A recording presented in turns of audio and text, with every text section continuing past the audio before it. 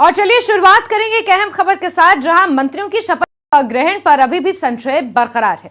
शपथ के लिए हालांकि राजभवन में तैयारियां पूरी की जा चुकी हैं। सीएम के दिल्ली लौटने के बाद ही ये पूरी स्थिति साफ हो पाएगी। दिल्ली से आज मुख्यमंत्री सुखविंदर सिंह सुक्खू वापस लौटेंगे। 2 दिन पहले आपको जानकारी दे दें, वो दिल्ली पहुंचे हुए थे। सोनिया गांधी का उन्होंने हालचाल जाना, उसके बाद राजीव शुक्ला से मुलाकात की और ये माना जा रहा था कि जब वो दिल्ली से वापस लौटेंगे तो संभव है कि मंत्रिमंडल का गठन किया जाएगा, शपथ ग्रहण हो सकता है। लेकिन अभी भी संशय लगातार बरकरार है। हालांकि राजभवन को अनौपचारिक तौर से सूचित किया जा चुका है, जिसके बिना पर राजभवन में तैयारियां लगभग पूरी हो चुकी हैं और आज सुखविंदर सिंह सुक्खू दिल्ली से वापस लौटेंगे। उसके बाद मंत्रिमंडल के गठन को लेकर जो स्थिति है वो साफ हो जाएगी। तो अहम खबर आपको दे रहे हैं, शीतकालीन सत्र खत्म हो चुका है। इसके बाद अब मंत्रिमंडल गठन की कवायद तेज हो चली है। सुखविंदर सिंह सुक्खू आज दिल्ली से वापस लौटेंगे, जिसके बाद स्थिति साफ हो जाएगी। सीधे रुख करेंगे हमारे सहयोगी रणबीर का, ज्यादा जानकारियों के साथ इसी खबर पर जुड़े हुए हैं। रणबीर, कल दोपहर तक माना जा रहा था कि मंत्रिमंडल के गठन को लेकर जो स्थिति है वो साफ हो जाएगी, लेकिन सुखविंदर सिंह सुक्खू अभी भी दिल्ली में मौजूद हैं। आज वो वापस आएंगे, क्या कुछ अपडेट्स मिल पाए हैं रणबीर? जी हाँ जैस्मिन, अब जो है लगातार सवाल यहाँ पर उठ रहे हैं, खासकर कांग्रेस पार्टी का जो आला कमान है और हिमाचल का जो नेतृत्व है। अब सवाल थोड़े जो है ज्यादा उठना शुरू हो गए कि आखिर इतना संशय क्यों है। संशय का एक ही मतलब हो सकता है कि ना ही आप जो है किन्हीं नामों पर सहमति बना पा रहे हैं, या फिर आपके पास टिकट के जो दावेदार हैं, जो माफ कीजिएगा, जो मंत्री पद के जो दावेदार हैं उनकी संख्या बहुत ज्यादा है और प्रभावशाली दावेदार हैं, तो इस वजह से आप जो है फाइनल नहीं कर पा रहे हैं।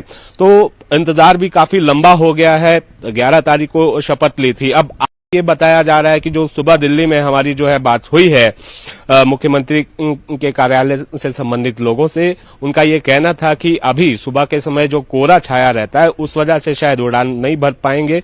जैसे ही मौसम अलाउ करेगा, वेदर कंडीशन थोड़ी क्लियर होगी, तो उसके बाद ही मुख्यमंत्री जो है यहाँ शिमला लौटेंगे। शिमला लौटने पर भी ये होगा कि राजभवन जाना होगा, एक सूची जो है राज्यपाल को देनी होगी। वो सूची तय हुई या नहीं हुई, इसको लेकर भी अब जो है कई तरह के जो है संशय इसको लेकर बरकरार है। हमारे सूत्र भी जो है लगातार वो भी अब थोड़ा कह रहे हैं कि पल पल की जो अपडेट है वो बदल रही है, क्योंकि मुख्यमंत्री के जो मुलाकात का जो दौर है वो देर रात तक चल रहा है। और कल जो है ये भी जानकारी निकल कर आई कि बिना किसी प्रोटोकॉल के जो है मुख्यमंत्री केसी वेणुगोपाल के घर पहुंचे थे। ये जो हमारे सहयोगी है रवि मिश्रा, उन्होंने ये जानकारी दी थी।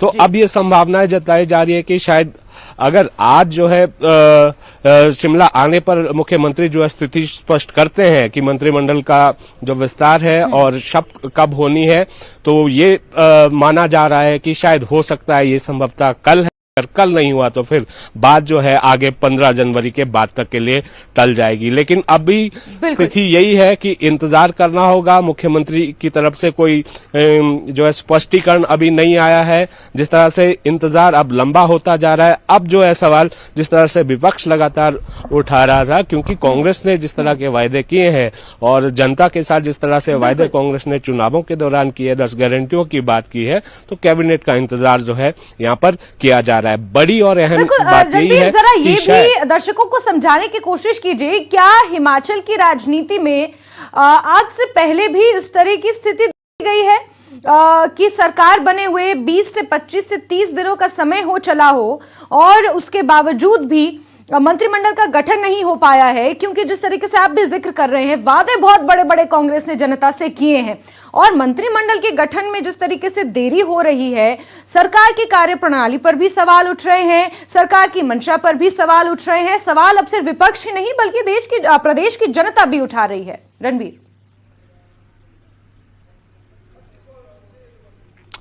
जी हाँ जैस्मिन, सही कहा आपने। इससे पहले जो सवाल है, इससे पहले शायद ही ऐसा जो है कभी नहीं हुआ है, क्योंकि 11 दिसंबर से लेकर आज जो है 7 जनवरी तक का समय हो गया है, तो इससे पहले आज तक नहीं हुआ है। जैसे मुख्यमंत्री शपथ लेते हैं उनके साथ जो है उसके या तो मुख्यमंत्री अकेले शपथ लेते हैं या उनके साथ मंत्रिमंडल शपथ लेता है। अगर ऐसा नहीं होता है तो कुछ समय या 1-2 हफ्ते लग जाते हैं, लेकिन इतना समय हो गया इस बार जो है ये थोड़ा सा यहाँ पर जो है सभी को खटक रहा है कि किस तरह की स्थितियां अभी बनी हुई है। जो जानकारी हम तक पहुंच रही है, जो कांग्रेस का संगठन दिल्ली में है और जो यहाँ पर प्रदेश के कुछ नेता हैं, खासकर कांगड़ा और शिमला की अगर हम बात करें, पावर बैलेंसिंग को लेकर जो है पेच फंसा हुआ है और अब इस पर ये उठ रहे हैं कि क्यों ये देरी हो रही है, क्योंकि सरकार भी चलानी है, बहुत सारे ऐसे महकमे हैं जिनका जो है आवंटन नहीं हुआ है, किसने जो है तैयारी करनी है, आदेश किसके आएंगे,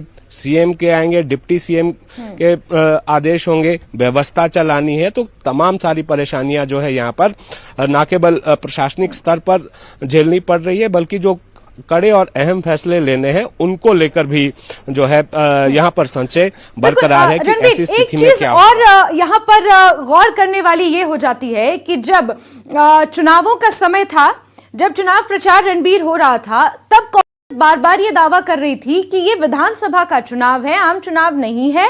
इसीलिए जो आला कमान के नेताओं को लेकर जब सवाल उठाए जा रहे थे तो कांग्रेस ये स्पष्ट कर रही थी कि ये विधायकी का चुनाव है, तो बेहतर होगा कि स्थानीय नेता ही इसमें बढ़ चढ़कर भाग लें। और अब क्योंकि मंत्रिमंडल के गठन पर बात आई है, तो मंत्रिमंडल के गठन में भी क्या हम आला कमान की दिल्ली से इन्वॉल्वमेंट देख पाएंगे? राजीव शुक्ला की बात अलग है क्योंकि वो हिमाचल के प्रभारी है, उनकी इन्वॉल्वमेंट अंडरस्टूड है, लेकिन बाकी आला नेताओं से जिस तरीके से मुलाकात चल रही है, क्या उनकी इन्वॉल्वमेंट भी अब हिमाचल के मंत्रिमंडल के गठन में देखी जाएगी?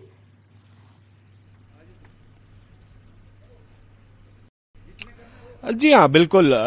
ये भी बताया जा रहा है कि जो स्क्रीनिंग कमेटी जिसका जो रोल जो होता है वो चुनावों तक ही सीमित होता है, लेकिन उसके स्क्रीनिंग कमेटी के नेताओं का भी जो है बराबर दखल मंत्रिमंडल में अभी चल रहा है। और ये भी जानकारी निकल कर आई है कि एक सूची जो सीमित संख्या ये बताई थी कि 6 से 7 नाम थे, वो तो फाइनल हो चुकी थी, लेकिन उसके बाद फिर लगातार जो है यहाँ पर मंथन चल रहा है। अब क्या होगा ये तो मुख्यमंत्री ही बता पाएंगे कि क्यों जो है ये देरी हुई है, लेकिन इतना ये तय माना जा रहा है कि राहें जो है मुख्यमंत्री की अभी आसान मंत्रिमंडल को लेकर। अगर आपके जो 4 से 5 नाम भी अगर जिन पर कोई विवाद नहीं है, आपत्ति नहीं, तो आप उनकी शपथ भी करवा सकते थे।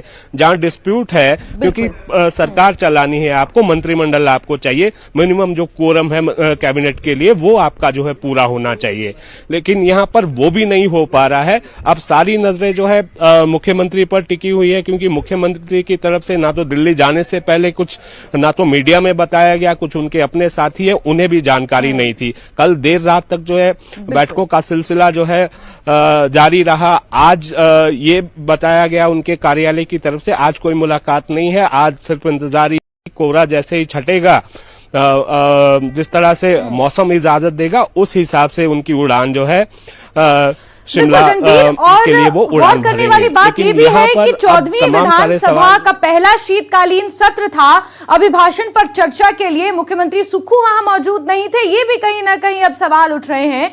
और दूसरा सवाल, क्योंकि अभी तक मंत्रिमंडल का गठन नहीं हुआ है, तो फिर सरकार की स्थिरता को लेकर भी सवाल खड़े हो रहे हैं।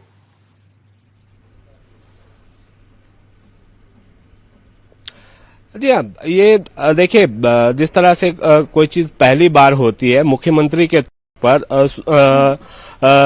जो सुखविंदर सिंह सुक्खू है उनका पहला सत्र था, सदन के वो नेता हैं, तो पहला सत्र जो है भले ही वो औपचारिक रहता है, उसमें शपथ होती है, उसमें चुनाव होता है स्पीकर डिप्टी स्पीकर का, एक जो है राज्यपाल का अभिभाषण होता है, कुछ पुराने जो विधेयक, जरूरी विधेयक होते हैं कुछ पेश करने होते हैं, कुछ जो है पुनर्स्थापित करने होते हैं, तो काफी अहम रहता है। और यही बात जो आप कह रहे हैं, यही बात जो है पिछले कल सदन में विपिन सिंह परमार ने उठाई, जो जिन्हें अधिकृत किया गया था जयराम ठाकुर की तरफ से नेता प्रतिपक्ष के तौर पर, उन्होंने जो है कमान संभाली थी विपक्ष की से, तो कायदे से जो है राज्यपाल के अभिभाषण का जो जवाब है वो मुख्यमंत्री को देना था, लेकिन वहां पर डिप्टी सीएम ने जो है भूमिका निभाई, उन्होंने जो है जवाब दिया। हालांकि उनकी तरफ से मुकेश अग्निहोत्री ने जो है काफी तीखे वार किए और जबरदस्त तरीके से पैरवी सरकार की की सदन के भीतर, लेकिन इतना अहम मौका था और मुख्यमंत्री का यहाँ पर नहीं रहना, तो कई तरह के सवाल तो खड़े ही होते हैं कि शायद आपको जो है मंत्रिमंडल को लेकर कोई परेशानी। हाँ, इतना तो था कि आपने अपने पार्टी की आला नेता से उनके स्वास्थ्य को जानने के लिए, उनका हालचाल जानने के लिए आप ले गए थे, लेकिन अगले दिन आपको वापस आना था क्योंकि सदन का आखिरी दिन था, लेकिन मुख्यमंत्री वहां भी नहीं पहुंचे। तो ये सारी स्थिति बताती है कि संशय जो है लगातार बरकरार है। कोई भी चीज अगर कोई तय होती है तो उसमें कोई ना कोई नया पेज जो है अब आ रहा है, और पेज सबसे ज्यादा ये बताया जा रहा है कि कांगड़ा जिला है जिसमें एक ब्राह्मण चेहरा और एक राजपूत चेहरा वो जो है यहाँ पर परेशानी का सबब बने हुए हैं, और शिमला जिला में भी, और ये पेज जो है फंसा हुआ है। अब मुख्यमंत्री जब लौटेंगे तब स्थिति स्पष्ट हो पाएगी। अगर ये माना भी जाए कि कल शपथ होगी तो कितने मंत्रियों की शपथ होगी ये भी देखना होगा, क्योंकि भवन जाकर पहले तो सूची देनी होगी, उसके बाद जो है वो निमंत्रण पत्र जो है वो छपेंगे। ऐसा तो नहीं है कि 2-4 घंटों की बात है, डिग्निटरीज जो है राजभवन में आती हैं तो उसके लिए थोड़ा समय यहाँ पर चाहिए। तो अब सारी नजरें मुख्यमंत्री पर टिकी हुई है। जैस्मिन।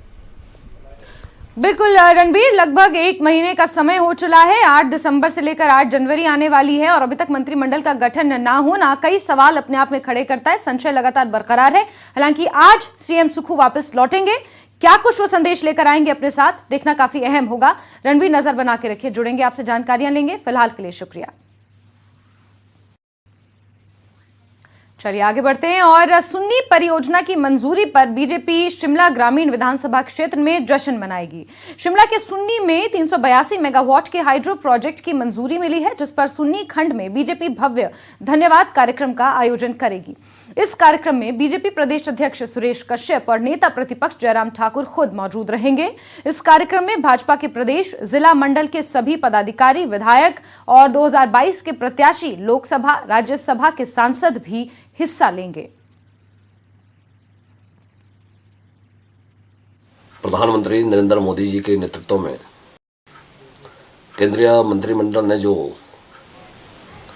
हिमाचल प्रदेश के लिए इस नववर्ष में एक हाइड्रो पावर प्रोजेक्ट के रूप में एक बहुत बड़ा तोहफा जो दिया है 382 मेगावाट का सुन्नी बांध को लेकर के, और उसकी जो अप्रूवल, उसकी जो मंजूरी मिली है, उसके लिए मैं सबसे पहले तो शिमला ग्रामीण की ओर से, समस्त सुन्नी वासियों की ओर से और पूरी प्रदेश के तमाम लोगों की ओर से प्रधानमंत्री जी का धन्यवाद कर रहा हूं, और ये विश्वास व्यक्त कर रहा हूं कि जिस तरह से हिमाचल प्रदेश गत वर्षों से पावर प्रोजेक्ट्स जितने भी हिमाचल प्रदेश में आए और हाइड्रो पावर प्रोजेक्ट्स जो निर्मित हो रहे हैं, ऐसा ही ये प्रोजेक्ट भी हमारे सुन्नी की जो सराज की हमारी पंचायतें हैं, और साथ में करसोग विधानसभा की भी इसमें 4-5 पंचायतें इसमें आने वाली है। खैरा, लुणसू, चेवड़ी से लेकर के पीछे ओगली, बठोरा तक में ये बांध जो बनकर के तैयार होगा, 4000 इसमें प्रत्यक्ष और अप्रत्यक्ष रूप से रोजगार पाएंगे। लगभग 500 नौकरियां जो हैं स्थायी रूप से यहाँ पर इस प्रोजेक्ट के माध्यम से इस प्रदेश की जनता को प्राप्त होंगी, और विश्वास कर रहा हूँ कि इस प्रोजेक्ट को वो बिल्कुल लोगों के साथ में एक मिलकर करके हम आगे बढ़ाएंगे। और यहाँ पर हम एक सुन्नी में इसी विषय को लेकर के एक धन्यवाद रैली, आभार रैली भी माननीय पूर्व मुख्यमंत्री जयराम ठाकुर जी, जो हमारे प्रदेश के पूर्व मुख्यमंत्री रहे, अभी नेता प्रतिपक्ष हैं, सांसद सुरेश कश्यप जी जो हमारे प्रदेश के, और आगे भी खबरों का रुख करेंगे, लेकिन रुकते हैं एक छोटे से ब्रेक के लिए, और ब्रेक के बाद खबरों के सिलसिले को आगे बढ़ाते हैं। भटियात विधानसभा के विधायक कुलदीप सिंह पठानिया के विधानसभा अध्यक्ष बनने पर चंबा के लोगों में खुशी की लहर देखने को मिल रही है। कुलदीप सिंह पठानिया अपने राजनीति से पहले वकालत किया करते थे, जिसको लेकर बार एसोसिएशन के उनके मित्र भी इस बात को लेकर काफी खुश नजर आ रहे हैं। कुलदीप सिंह पठानिया 5 बार विधानसभा क्षेत्र भटियात से चुनाव जीते हैं। 1985, 1993, 2003, 2007 और 2022 में वो भटियात से चुनाव जीतकर विधानसभा पहुंचे हैं। साल 1993 और साल 2003 में उन्होंने आजाद उम्मीदवार के तौर पर जीत हासिल की थी।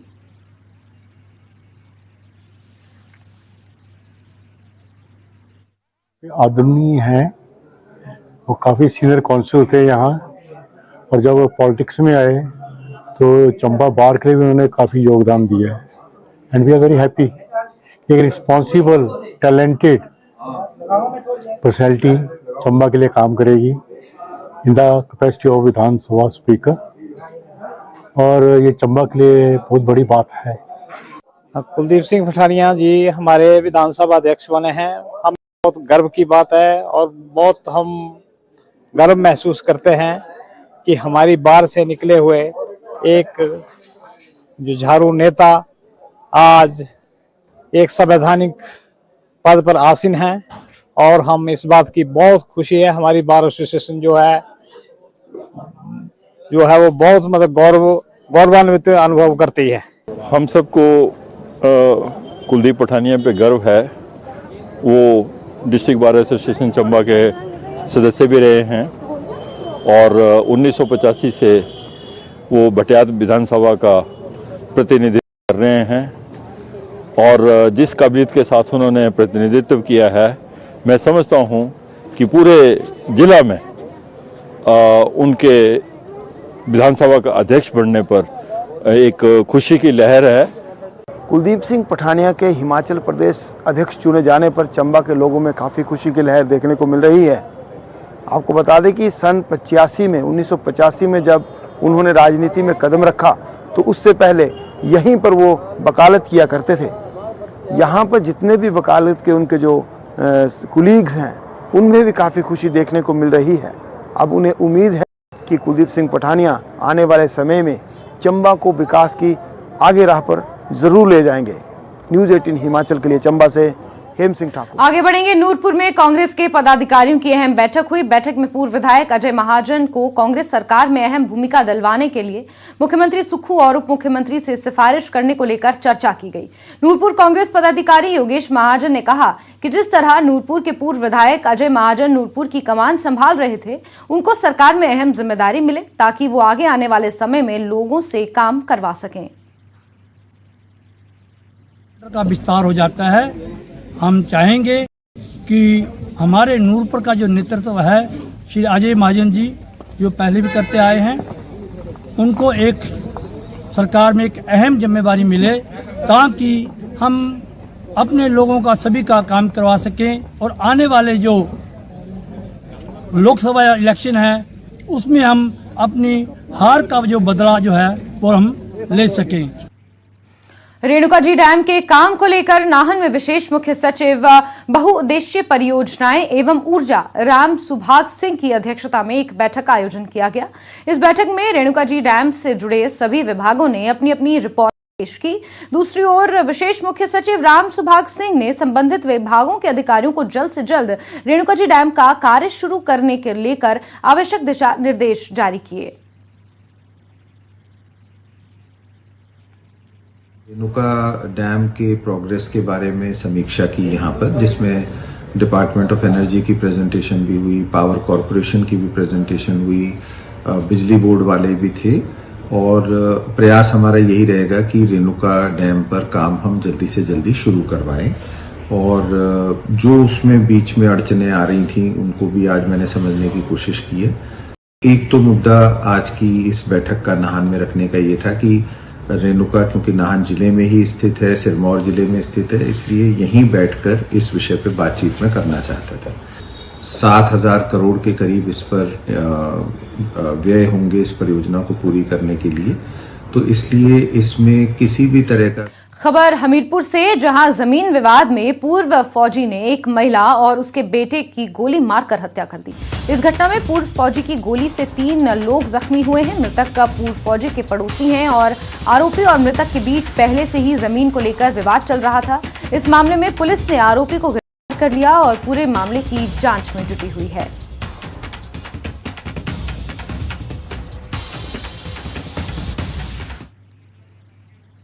शिमला में एसआईयू की टीम ने 29 ग्राम चिट्टे के साथ 2 लोगों को गिरफ्तार किया है। टीम गाड़ियों की चेकिंग कर रही थी। इस दौरान सोलन से आने वाली एचआरटीसी बस की भी तलाशी ली गई। 2 आरोपियों को पुलिस ने नशीले पदार्थ के साथ पकड़ा है। दोनों ही लोग शिमला की कुमारसेन तहसील के रहने वाले बताए जा रहे हैं।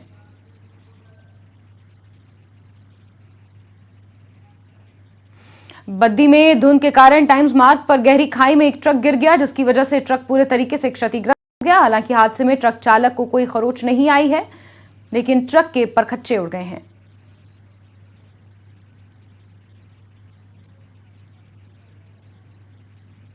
वहीं शिमला के गेटी थिएटर में एक कपड़ों की प्रदर्शनी का आयोजन किया गया, जिसमें जिला कुल्लू, मंडी, कांगड़ा, सिरमौर के कई प्रकार के कपड़ों के उत्पाद देखने को मिले।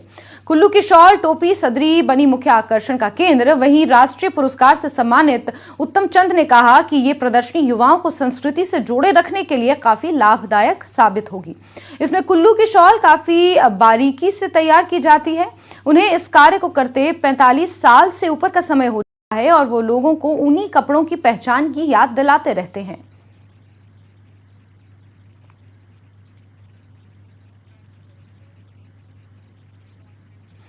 खबर किन्नौर से, जहां विश्व विख्यात किन्नौरी सेब पर इस साल संकट मंडराने लगा है। वहीं बर्फबारी ना होने से सेब के लिए जरूरी चिलिंग नहीं मिल पा रही है। वैज्ञानिकों के अनुसार सेब के लिए कम से कम 72 घंटे चिलिंग जरूरी है, लेकिन इस साल बर्फबारी नहीं होने से सेब के लिए जरूरी चिलिंग नहीं मिल पा रही है।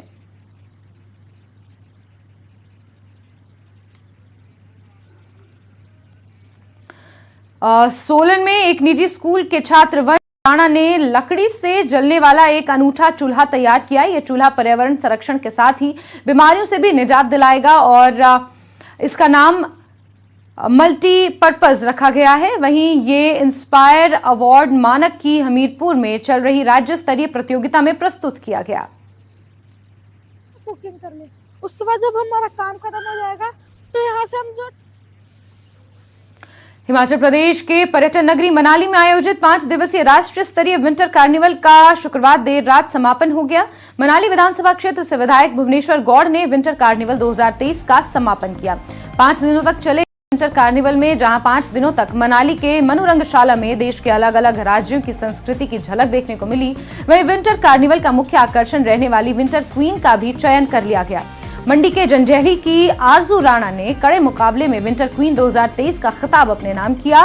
उन्होंने फाइनल राउंड में 15 प्रतिभागियों को हराकर विंटर क्वीन का ताज पहना, जबकि शिमला की नितिका शर्मा प्रथम उपविजेता, वहीं कुल्लू जिला के बंजार की स्मृति द्वितीय उपविजेता रही। आपको ये जानकारी दे दें कि शुक्रवार को अंतिम दिन पहले राउंड में सुंदरियों ने रैंप पर कैटवॉक किया। दूसरे राउंड में सुंदरियों का सीधा सामना जजों से हुआ। अधिकतर सुंदरियों ने पूरे आत्मविश्वास प्रश्नों के जवाब दिए। विंटर क्वीन को मनाली विधानसभा क्षेत्र से विधायक भुवनेश्वर गौड़ ने 1 लाख रुपए इनाम राशि, ट्रॉफी और ताज से सम्मानित किया, जबकि प्रथम उपविजेता को 50,000 और द्वितीय उपविजेता को 30,000 रुपए व ताज से सम्मानित किया गया।